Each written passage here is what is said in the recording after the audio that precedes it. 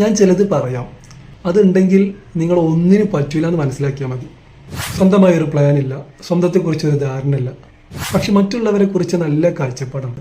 അവരെങ്ങനെ വളരണം, അവരുടെ കാര്യങ്ങൾ എങ്ങനെ നടക്കണം, ഈ വിഷയത്തിലൊക്കെ നല്ല ദീർഘവീക്ഷണമുള്ള വ്യക്തിയാണ്.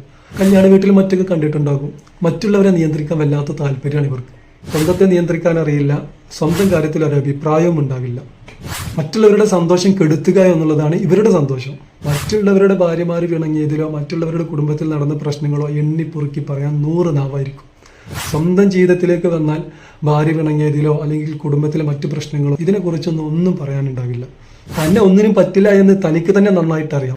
എന്നാലും താൻ മറ്റുള്ളവരെക്കാൾ ഉഷാറാണ് എന്ന് കാണിക്കാൻ വേണ്ടി 4 ആളെ കണ്ടാൽ തന്റെ നാട്യത്തിന് ഒരു കുറവും വരുത്തില്ല. ഏത് വിഷയത്തിലെ നെഗറ്റീവ് ചോദിച്ചാൽ അവന് കൃത്യമായി പറയാൻ കഴിയും.